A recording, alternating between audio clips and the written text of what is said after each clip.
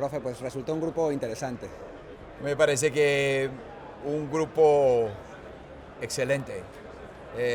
Pensábamos que del PAT 1 o del grupo 1 nos iba a corresponder uno con mucha historia. Y obviamente las opciones eran Brasil, Argentina, Alemania, Francia y Bélgica.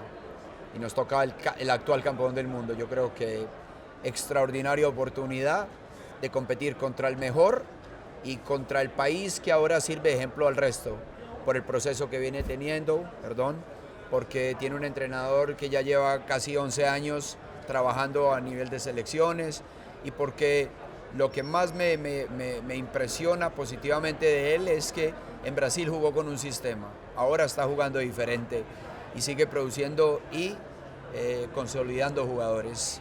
Y creo que hoy en día no es un secreto, la Bundesliga, una de las mejores ligas del mundo, y hoy yo creería que tienen un pool de jugadores para elegir entre 30, 35, 40 y un porcentaje elevadísimo de ellos tipo A, de nivel muy alto. Entonces pienso que va a ser un honor y una gran oportunidad para mí y para el fútbol mexicano y para mí obviamente. Suecia, actualmente 25, rankeada 25 en el mundo. Yo creo que muy destacada la labor que ellos hicieron en la fase eliminatoria. Quedan segundos después de Francia, pero por encima de Holanda y de Bulgaria. Y ganan la posibilidad de ir al repechaje contra Italia y dejan a un gigante en el camino como es Italia. Un entrenador con mucha experiencia, básicamente siempre utilizan la misma estructura, 4-4-2, defienden muy bien, tienen comportamientos defensivos muy marcados, muy pronunciados y a partir de ahí le apuestan al fútbol aéreo, entonces va a ser un rival muy difícil. Y República de Corea, representando a Asia, es lo contrario, un entrenador joven que viene haciendo un proceso muy largo con ellos, dirigió la Olímpica en Brasil, ahora dirige la Sub-20 este año en Corea, tiene todo ese proceso con ese grupo y utilizan un sistema parecido a una estructura 5-4-1, 4-4-1-1. Entonces yo creo que vamos al final de todo a enfrentar dos ideas de juego, una muy marcada y envidiada por todos y la otra con un énfasis en el juego defensivo. Y va a ser un reto, un desafío muy importante para el fútbol mexicano. Antes del sorteo usted había dicho que prefería jugar contra equipos que les gustara jugar el balón. ¿Está satisfecho con lo que, sí, con lo que tocó? Sí, sí, claro.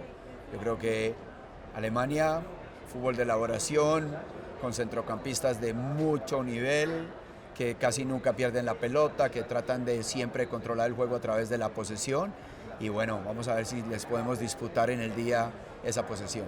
¿Servirá la experiencia de la Copa Confederaciones para el partido? Totalmente. No solamente el haber jugado contra Francia, contra el propio Alemania, el haber jugado contra otro equipo que también prioriza ese fútbol como es Portugal, y también últimamente el haber jugado contra Bélgica. Entonces me parece que va a ser muy muy importante esas experiencias. Después del sorteo, ¿se siente optimista de las posibilidades de la selección mexicana? Sí, sí, estoy optimista, me ilusiono y creo que tenemos muy buenas posibilidades. Ahora lo que tenemos que hacer es concentrarnos a seguir muy de cerca el plan que hemos diseñado de acompañamiento para nuestros jugadores con el objetivo principal que lleguen en una buena condición atlética, y si es así vamos a tener muy buenas posibilidades. Ya para terminar, son desplazamientos largos también, México. Mucho, sobre todo el último juego, ya lo miramos, estuvimos viendo lo de los hoteles, etcétera. Yo creo que la federación ha planificado bien y yo creo que vamos a prepararnos bien y lo vamos a ejecutar mejor. ¿Eso afecta la preparación que se han... Obviamente que uno lo que tiene que pensar es cómo vamos a repartir las cargas en esos tres juegos, porque seguramente que van a ser de mucha importancia los tres, y el último sin lugar a dudas ojalá que tengamos la posibilidad de estar tan frescos como el primero, pero vamos a ver qué acontece en los dos primeros juegos. Perfecto, muchas gracias.